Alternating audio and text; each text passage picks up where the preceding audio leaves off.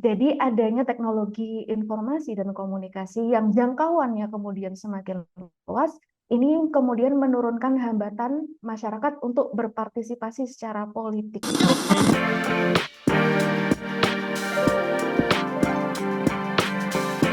Hai sahabat TCID, kalian sedang mendengarkan podcast Suara Akademia. Ngobrol seru isu terkini bareng akademisi. Iklim demokrasi di Indonesia memang sangat membutuhkan organisasi masyarakat sipil, Sobat TCID. Karena memang tidak hanya pemerintah dan juga voter saja, tapi harus ada dalam tanda petik watchdog-nya begitu, atau orang yang mengawal atau kelompok yang mengawal dari perjalanan demokrasi di Indonesia.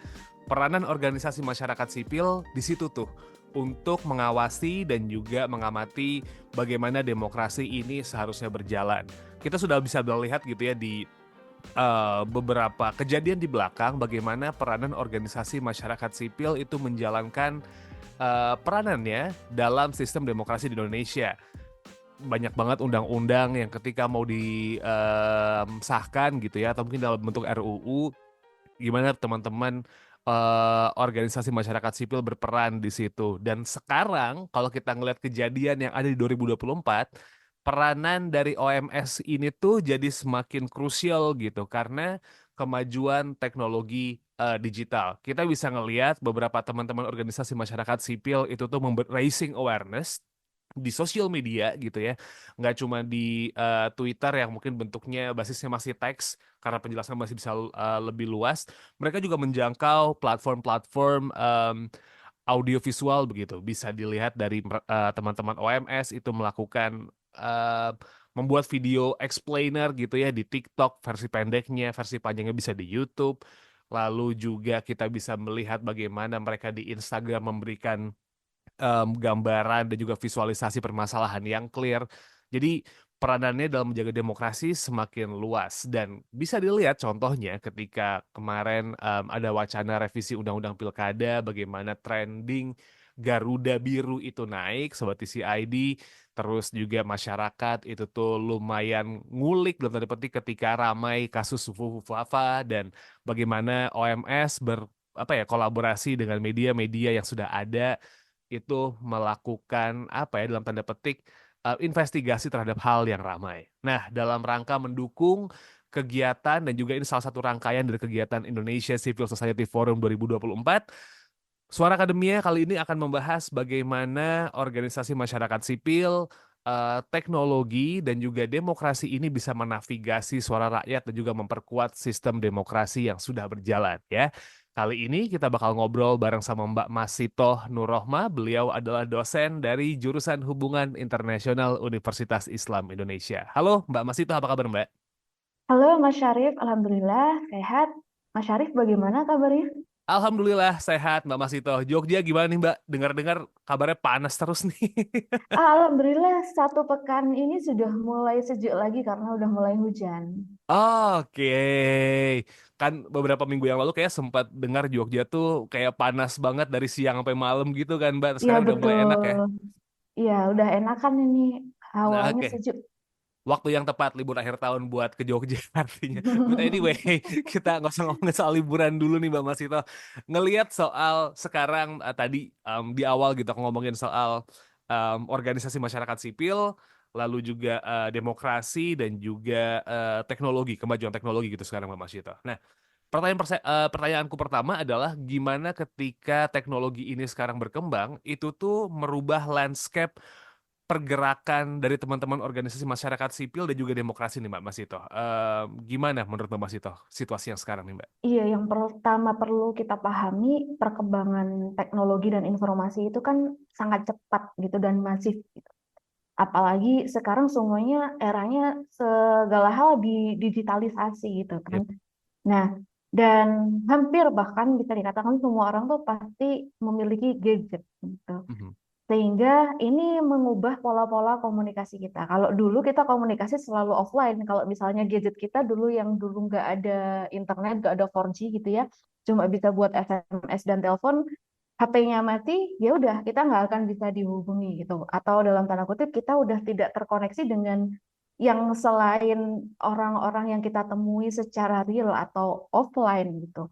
Jadi kita hidup hanya di ruang lingkup yang terbatas ketika kita ada di waktu itu dan tempat itu saja.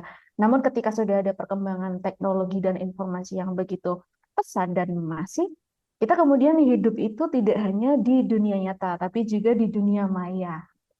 Yang ini kemudian juga mengubah pola-pola seperti bagaimana masyarakat itu kemudian mengorganisasi diri untuk mengekspresikan dirinya, untuk mengkritisi sesuatu, untuk berkomunikasi secara mendasar ya, untuk berkomunikasi. Termasuk bagaimana kemudian hubungannya partisipasi masyarakat dalam demokrasi atau berpolitik secara umum. Jadi adanya teknologi informasi dan komunikasi yang jangkauannya kemudian semakin luas, ini kemudian menurunkan hambatan masyarakat untuk berpartisipasi secara politik gitu. Bagaimana maksudnya menurunkan hambatan itu? Kalau dulu misalnya kita mau berpartisipasi ya secara luring atau secara offline gitu, tidak bisa melakukan ya dengan dilakukan di media sosial gitu misalnya, atau menulis opini di kolom opini di media online gitu misalnya. Ya. Tapi sekarang hambatan-hambatan itu sudah ditembus gitu. Masyarakat pola untuk melakukan partisipasi politik itu semakin luas.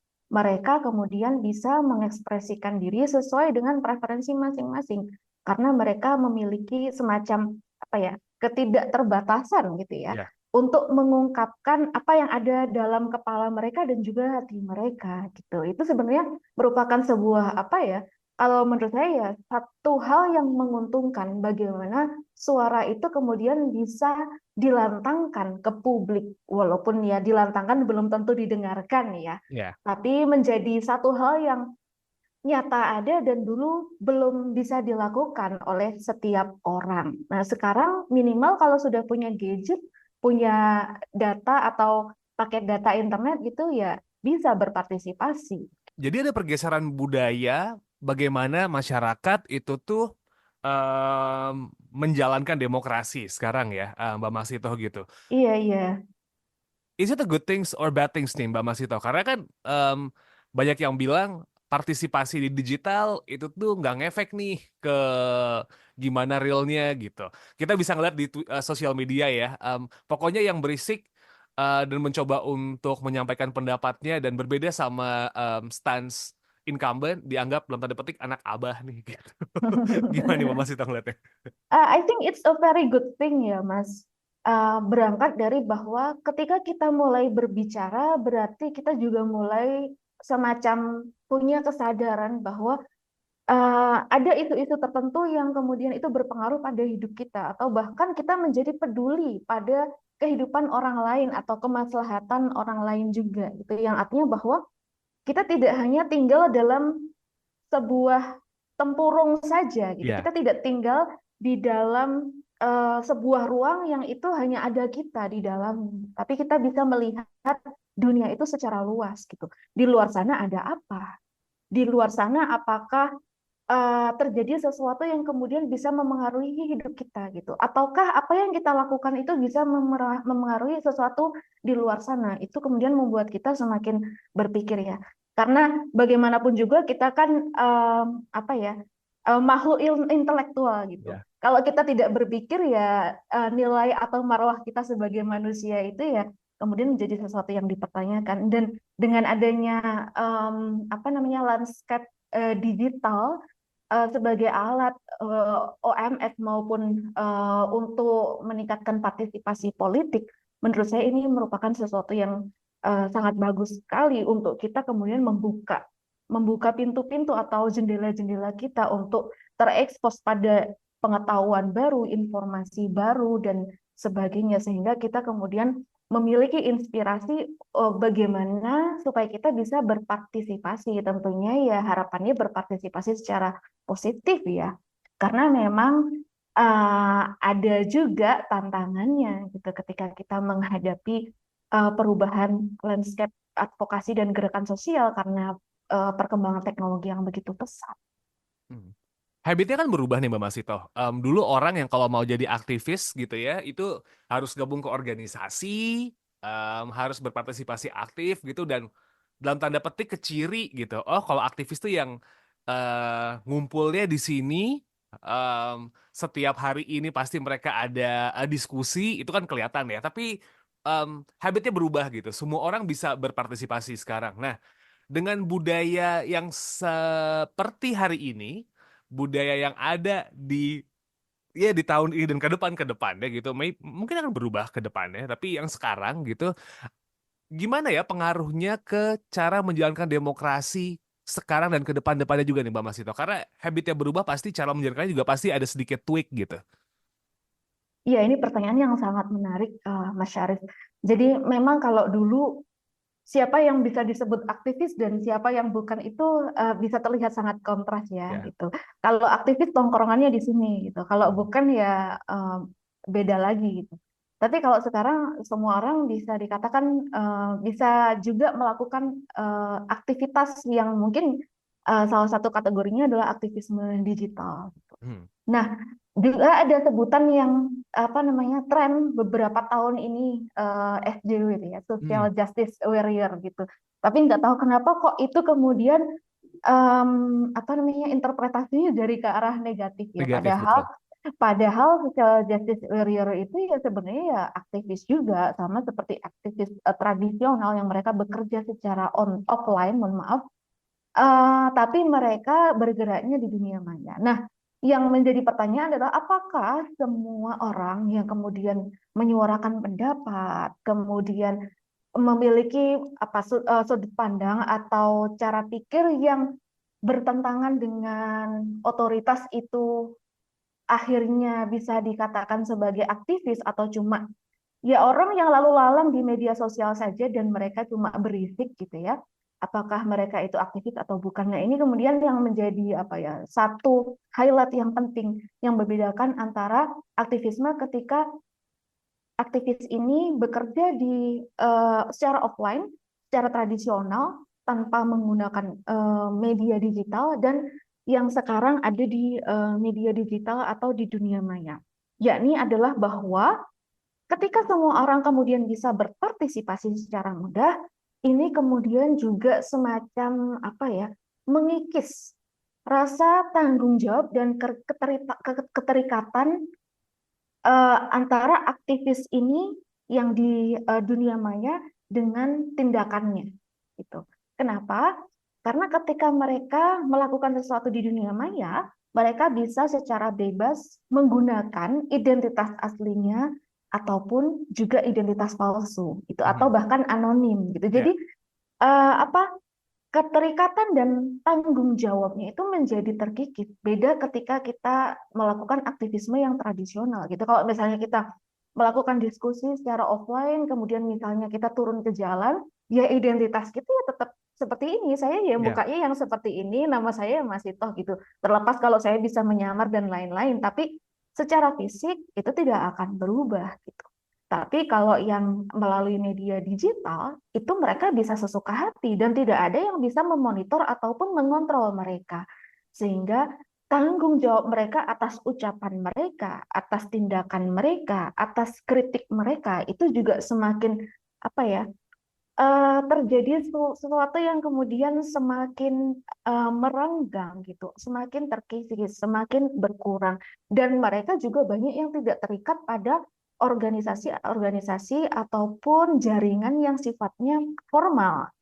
Kalau dulu kata Mas Syarif bahwa aktivis itu ya dia masuk organisasi gitu. Ya. Kalau sekarang kalau aktivisme digital ya tidak semuanya bergabung pada organisasi. Bahkan karena tadi bisa anonim juga, kemudian mereka juga tidak punya keterikatan dengan apa pihak-pihak tertentu yang kemudian juga kalau misalnya ini aktivismenya bersifat negatif, kita juga tidak bisa menuntut mereka gitu. Kecuali kalau ada tindakan-tindakan khusus ya sampai misalnya negara berperan untuk melacak dan seterusnya menertibkan. Ini bukan bicara masalah represi ya, Ya.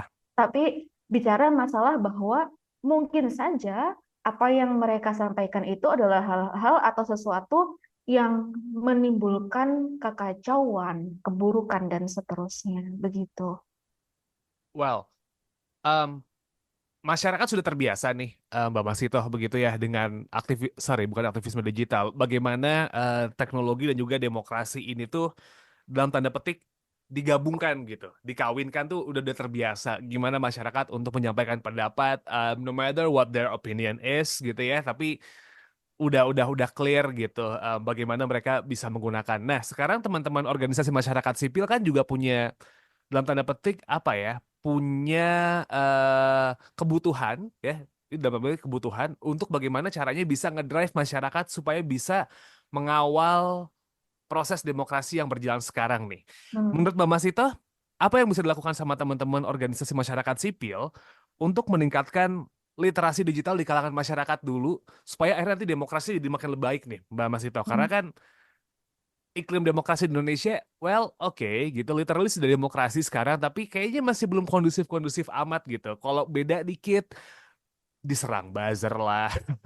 Mau yang akun gede, akun kecil, beda dikit diserang Iya, buzzer iya, gitu. iya. Kayak kalau beda tuh artinya musuh gitu. Apa yang Iya, teman-teman iya. OMS bisa lakukan sekarang nih, Mbak? Untuk paling nggak naikin literasi digitalnya aja dulu.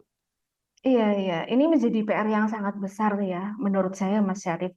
Terutama begini, saya sedikit bicara mengenai pengalaman saya berinteraksi dengan berbagai macam orang yang latar belakangnya berbeda-beda dan juga dari latar belakang kenegaraan, kewarganegaraannya berbeda gitu.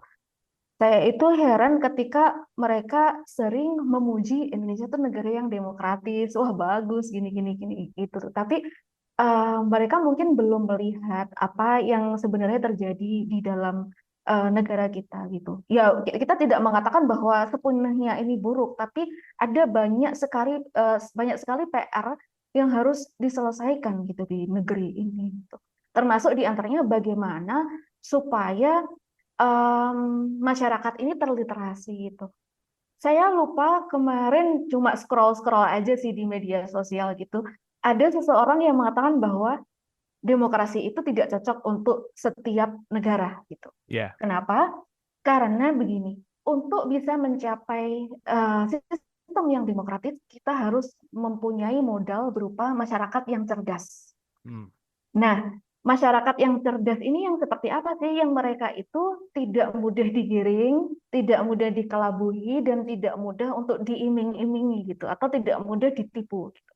Karena bagaimanapun, ketika masyarakat tidak cerdas, kemudian ada pihak-pihak yang ingin sampai pada tampuk kekuasaan tertinggi di sebuah negara, maka bisa saja ini kemudian opininya digiring gitu. Ini kemudian suaranya diarahkan ke sini gitu. Nah, yang PR sekarang adalah berkaitan dengan pertanyaan dari masyarakat tadi. Bagaimana kemudian organisasi masyarakat sipil ini turut berperan supaya masyarakat ini bisa dicerdaskan gitu, ya, atau minimal melalui literasi digital gitu. Kalau menurut saya OMS ini perannya sangat penting gitu. Bagaimanapun juga saya punya pandangan bahwa negara itu tidak bisa melakukan semuanya sendirian gitu. ya, Negara tidak bisa melakukan semuanya sendirian. Dan salah satu hal yang harus dipecahkan ketika ini terjadi adalah bagaimana negara berkolaborasi dengan organisasi masyarakat sipil, termasuk bagaimana literasi digital ini harus dilakukan merata ke seluruh masyarakat gitu. Karena tujuannya tadi ya mencerdaskan supaya kita siap untuk menerima berbagai macam hal. Nah, cara-caranya seperti apa ya? Kalau saya pikir yang paling utama adalah bagaimana ini kemudian literasi digital masuk dalam kurikulum pendidikan gitu. Tapi kan organisasi masyarakat sipil tidak bisa begitu saja ya menuntut untuk kurikulum pendidikan harus seperti ini gitu. Tapi mungkin mereka bisa melalui jalan yang lain, yaitu misalnya kemudian melakukan penyelenggaraan pelatihan di komunitas, kerjasama dengan lembaga pendidikannya itu sendiri, kemudian berupaya untuk memberikan asistensi gitu misalnya secara teknis ataupun secara material gitu. Sumber daya yang mampu memberikan edukasi kepada masyarakat bahwa literasi digital itu penting dan kita uh, harus menjadi masyarakat yang cerdas supaya kita terhindar dari hal-hal yang buruk itu tadi gitu. Karena bagaimanapun juga ketika kita tidak sadar bahwa kita itu dalam tanda kutip apa ya memiliki kekurangan atau kurang pengetahuannya gitu, itu menjadi sesuatu yang kritis. Maksudnya adalah sesuatu yang gawat gitu. Karena kita tidak sadar kita ada menghadapi bahaya yang seperti apa gitu. Jadi kita harus tahu dulu bahwa kita kurang pada aspek ini, literasi digital. Sehingga pada akhirnya kita setelah tahu harus melakukan sesuatu gitu. Masalahnya adalah tidak semua masyarakat itu menyadari bahwa literasi digital itu penting dan mereka membutuhkan itu gitu. Karena ya seperti kita ketahui sendiri, rata-rata masyarakat kita masih hidup dalam garis kemiskinan gitu, Mas Ya. Syarif. Sehingga mereka belum bisa berpikir jauh seperti itu. Padahal ketika kita menjadi masyarakat yang teredukasi, pendidikannya itu layak, ini dalam jangka panjang akan membantu mereka secara ekonomi, finansial, dan sebagainya yang bisa mengangkat mereka keluar dari garis kemiskinan. Itu tadi, Mas. Ini organisasi masyarakat sipil berkolaborasi dengan pemerintah untuk mencapai tujuan yang sama ya Mbak, bukan pemerintah nge-brief OMS buat tujuan pemerintah ya. Bukan, kalau itu kan nanti top down, Mas. Yang ini harusnya bottom up ya. Ya. Karena ada isu-isu kayaknya banyak yang lebih suka top down nih. Tapi nih Mbak Masito, em, teknologi ini kan bisa banget dimanfaatin sama teman-teman organisasi masyarakat sipil ya. Kita bisa ngeliat contoh waktu kemarin All Eyes on Papua begitu. Bagaimana teman-teman komunitas organisasi masyarakat sipil yang peduli terhadap situasi hutan Papua itu menggerakkan dan viral banget begitu. Em, Habis itu juga kita bisa ngelihat kemarin bagaimana teman-teman organisasi masyarakat sipil yang peduli bagaimana hukum tata negara harus berjalan, Garuda Biru profile picture atau Iya, mungkin di-share itu tuh iya. semuanya kayak nge-share gitu. Bahkan Hmm. akhirnya ngebuat masyarakat yang awalnya kayak, ih kayaknya keren deh ngupload Garuda Biru gitu, kelihatan Hmm. beda. Akhirnya ngupload semua dan akhirnya baru isunya mendalam di situ. Tapi ada Iya. satu hal yang saya pribadi tuh worry gitu. Ketika pada akhirnya digital ini tuh landscape yang memang susah ditebak begitu ya, justru malah bisa jadi bumerang. Satu sisi memang it's it's easier for us to raising awareness gitu. Buat bikin isu ini tuh terpapar sama banyak orang tuh sangat mudah. Nah, gimana caranya supaya ini tidak membahayakan diri kita sendiri nih Mbak akhirnya? Dan justru memperkuat bukan melemahkan. Karena ada kecenderungan kayak misalnya kayak tadi saya ngomong di sebelumnya gitu, ketika kita bersuara justru malah diserang akun-akun Hmm. anonim yang lain Iya, atau iya. mungkin akun-akun centang biru yang nyari engagement gitu. Iya, ketika kita menyampaikan atau mengungkapkan pendapat, standpoint kita gitu di media sosial, yang itu kadang-kadang juga tidak sependapat dengan apa yang terjadi secara mainstream gitu ya di media sosial, kita kemudian dianggap sebagai musuh. Menurut saya itu sebuah keniscayaan dalam dunia digital ya, di dunia maya. Maksudnya adalah bahwa kita tidak bisa menghindari perbedaan pendapat gitu. Ya, Dan selalu ada kemungkinan bahwa kita diserang gitu. Padahal kita tidak boleh langsung jumping to conclusion bahwa kalau beda itu selalu musuh gitu. mm-mm. Kan belum tentu ya. Tapi kenyataannya ya seperti itu. Saya menyaksikan sendiri gitu. Bagaimana kolega-kolega saya gitu. Bagaimana orang-orang yang saya lihat di televisi, di media sosial, mereka berpendapat kemudian mereka diserang gitu. Yang itu sebenarnya salah satu hal yang pemanfaatan media digital itu dalam konteks partisipasi politik secara negatif gitu yang seharusnya nggak boleh gitu ya, tapi kita kan tidak bisa mengendalikan orang lain gitu ya. Kuncinya kalau misalnya bagaimana kita bisa selamat di dunia maya ini ya dan berpolitik dengan baik dan produktif, itu yang pertama adalah selalu perkaya pengetahuan kita mengenai isu-isu Hmm. tertentu gitu yang lagi hits gitu. Perkaya pengetahuan kita itu bukan berarti kita itu selalu scrolling terus dan mantengin media sosial gitu. Nggak hanya itu, tapi juga bijak dan pandai memilih sumber mana yang bisa kita jadikan rujukan atau referensi. Gitu. Jangan sampai sumbernya itu abal-abal gitu, Ya, atau sumbernya itu tidak bisa dilacak gitu, sanadnya kemana gitu, ya. atau apa namanya riwayatnya ini siapa sih yang ngomong gitu. Itu menurut saya sangat penting gitu. Bahkan teman-teman yang berada di perguruan tinggi itu juga semakin merasakan kesulitan gitu dengan adanya banyak sekali misinformasi di media sosial. Mereka kesulitan untuk memilih dan memilah, memfilter begitu ya.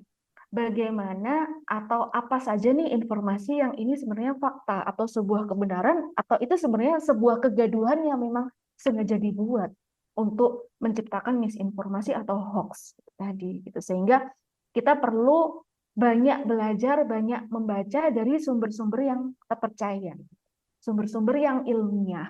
Dan kemudian kalau saya boleh berpendapat juga, jangan bergerak sendirian, gitu.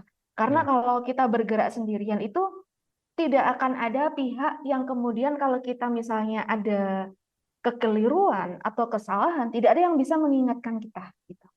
Dan inilah pentingnya kita berkomunikasi, berdiskusi gitu dengan sesama teman-teman seperjuangan untuk kemudian memetakan dan melihat kita itu visinya ke arah mana sih? Apakah kita visinya akan ikut arus aja gitu, ikut sesuatu yang mainstream aja, atau kita perlu sebuah visi yang visioner, benar-benar visioner yang artinya bahwa ini bukan untuk ke politik yang kepentingannya untuk segolongan orang saja, tapi kepentingannya ya untuk semua pihak.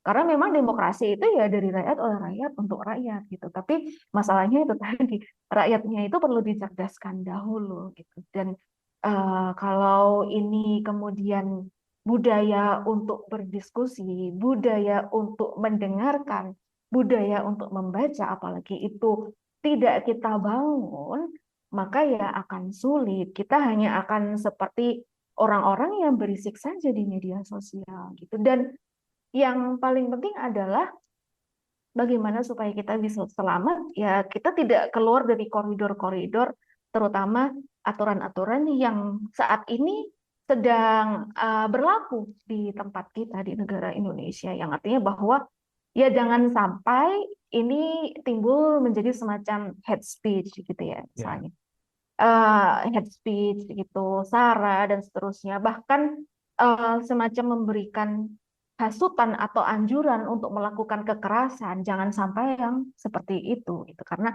itu memang sudah keluar dari tujuan utama kita untuk melakukan partisipasi politik secara positif dan produktif. I see. Nah, sekarang bagaimana nih Mbak? Pertanyaan saya berikutnya adalah gimana teman-teman organisasi masyarakat sipil ini tuh bisa membantu dan juga memperkuat suara rakyat nih di era digital sekarang. Memang tadi literasi digital penting gitu ya. Itu kayak jadi fondasinya begitu supaya akhirnya iklim demokrasi di tengah era yang teknologi informasi jadi makin maju tuh itu jadi hal yang sangat penting. Tapi sekarang pertanyaan saya adalah gimana nih teman-teman organisasi masyarakat sipil itu bisa memperkuat suara rakyat di era digital sekarang? Memang raising awareness issue di sosial media tuh hal yang penting gitu ya. Itu hal yang pasti akan dilakukan terus-menerus ketika ada sesuatu hal yang harus diawasi. But what's next setelah raising awareness ini supaya akhirnya jadi lebih kuat nih suara masyarakat gitu ketika demokrasi ini berjalan. Iya, menurut saya gini, Mas Syarif. Yang pertama adalah tadi kan kita juga udah diskusi mengenai literasi digital ya. Bahwa begini, di dunia maya itu kita bisa mendapatkan berbagai macam informasi dengan sangat mudah, tapi kita harus pintar-pintar memfilternya gitu. Mana yang penting untuk kita dan mana yang itu fakta atau yang bukan, yang misinformasi ataupun yang ini benar-benar terjadi. Begitu. Yang artinya adalah bahwa dengan kita menyelam di media sosial, kita seharusnya kemudian tahu arah dan juga tujuan kita kemana gitu. Kalau tujuan kita cuma berisik aja, ya kita hanya akan berhenti di media sosial itu gitu. Tapi organisasi masyarakat sipil, saya yakin tujuannya tidak hanya sebatas itu gitu. Karena mereka juga tujuannya ingin melakukan pemberdayaan masyarakat juga ya. Jadi raising awareness di media sosial itu sangat bagus. Tapi itu tidak akan cukup jika itu tidak menjadi real action gitu. Real action di dunia nyata gitu secara gitu. Jadi organisasi masyarakat sipil ini kemudian yang harapannya adalah mendorong masyarakat untuk kemudian beraksi secara real di dunia mereka masing-masing, di kehidupan nyata mereka masing-masing gitu. Tidak hanya berpendapat ini itu, tapi juga dimanifestasikan dalam sebuah tindakan gitu. Tindakan yang nyata. Yang tak ubahnya itu sebenarnya memiliki hubungan yang sangat dekat dengan aktivisme tradisional itu tadi, yang sebelum adanya media digital dan teknologi informasi yang semasif sekarang gitu.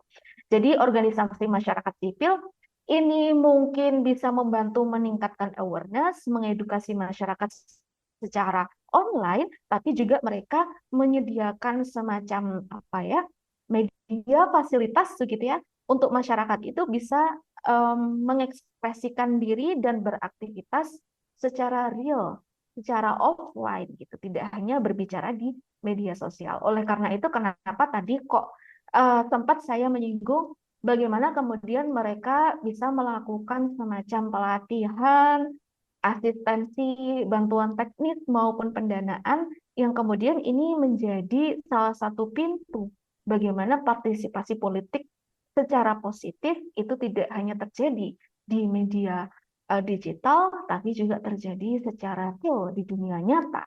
Gitu. Tentunya dengan bukan anonim lagi ya, Ya. karena kalau di media digital ya ada yang anonim, ada yang enggak, ada yang asli, identitasnya, ada yang mungkin berbeda dengan yang aslinya gitu, dari akun yang dari orang yang menjalankan. Begitu Mas Syarif. Yang anonim biasanya lebih berisik sih, Mbak. Iya, karena mereka jadi tidak punya apa ya, tidak punya konsekuensi untuk Hmm. bertanggung jawab atas tindakannya gitu. Jadi memang itu yang menjadi sesuatu yang sangat berbeda ya dari aktivitas partisipasi secara tradisional dan yang sekarang ada di media sosial. Tanggung jawab itu menjadi sesuatu yang penting gitu ketika kita melakukan sesuatu atau bertindak gitu. Karena pada akhirnya tindakan kita itu berujung pada konsekuensi gitu. Kalau tidak ada konsekuensinya ya apa maknanya kemudian? Hmm. Nah, ini mungkin jadi satu dari dua atau tiga pertanyaan saya terakhir nih, Mbak. Gitu. Kita masuk di last step gitu. Generasi mendatang gitu ya, anak-anak yang mungkin di bawah kita, bukan anak-anak sih, teman-teman yang di bawah kita sekarang nih, mungkin Mbak Masito gitu, yang masih kuliah, yang masih udah masuk usia legal gitu, udah 17 tahun atau 18 tahun ke atas. Ini kan juga harus diberikan, bukan harus diberikan sih, kayak mereka bakal jadi tonggaknya demokrasi ke depan begitu. Bonus demografi udah kelihatan nih, kita katanya mau masuk ke Indonesia emas 2045. Ya, kalau di media sosial sih I'm not sure, but semoga kejadiannya jadi Indonesia emas beneran gitu.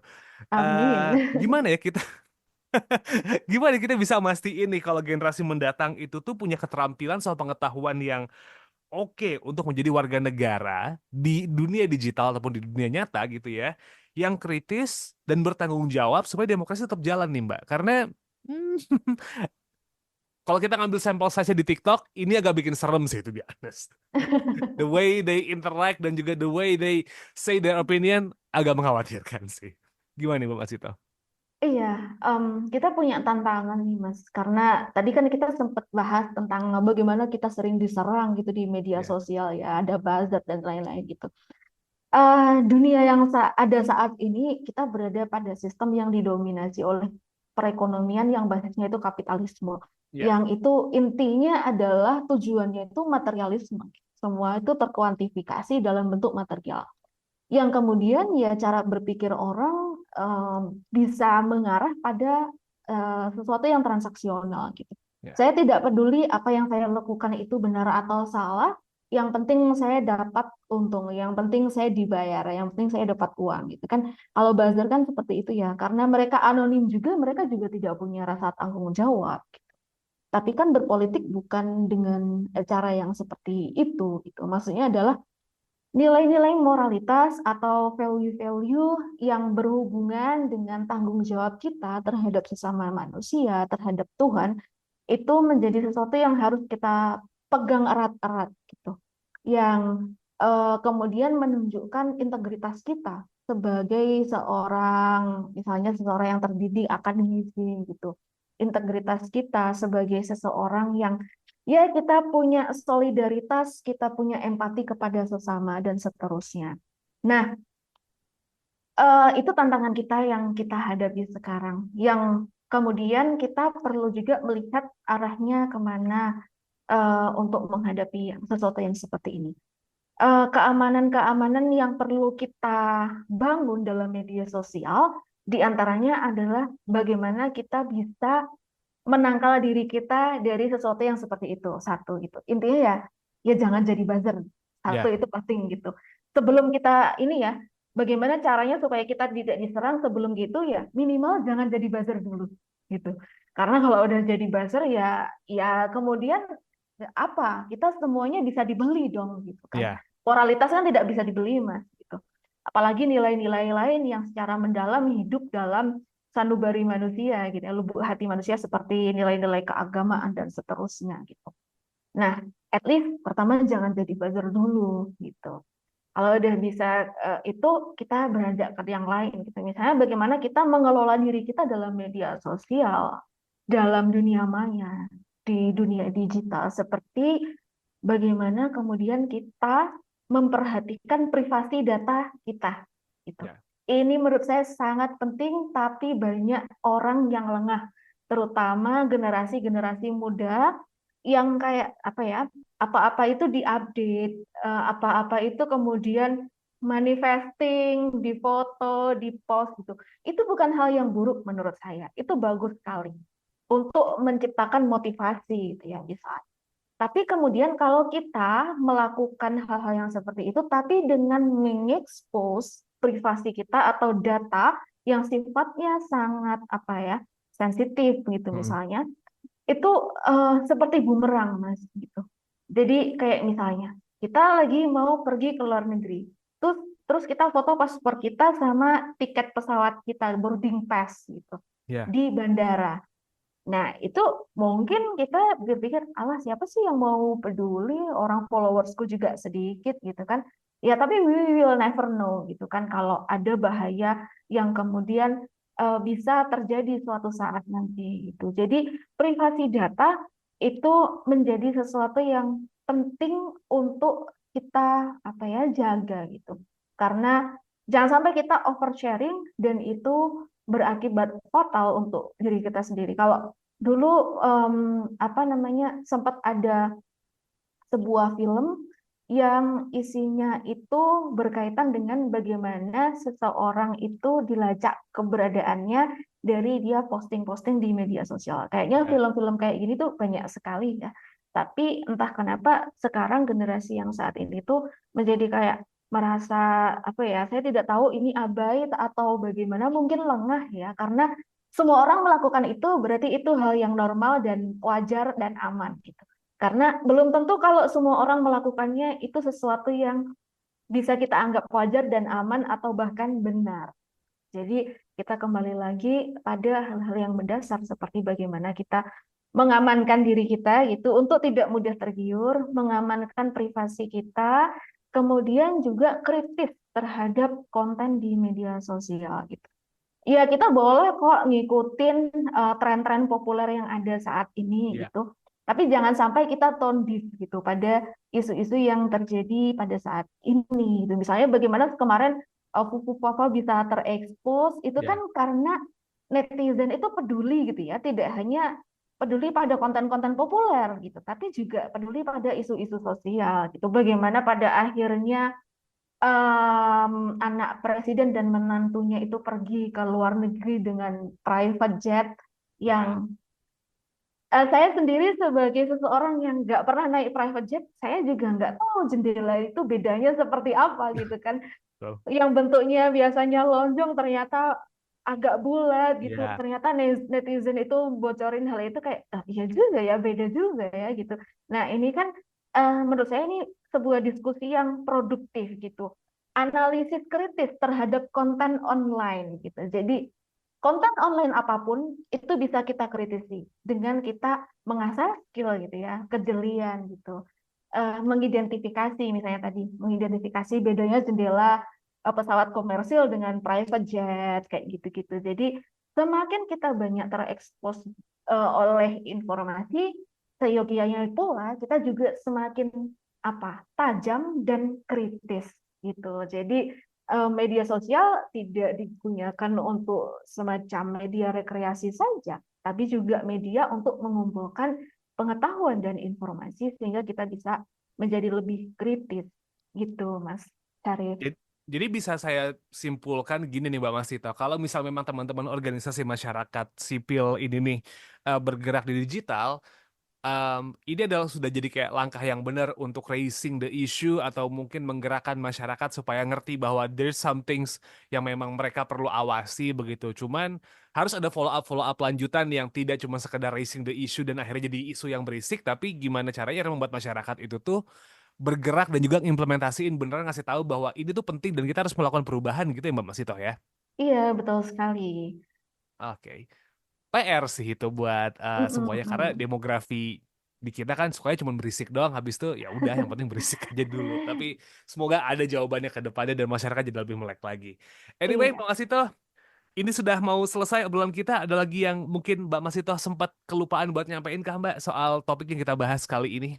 Ada satu hal lagi, Mas Syarif. Apa tuh? Yakni kan kalau tadi kita sempat bicara bahwa di dunia maya kita bisa berisik gitu ya. Hmm.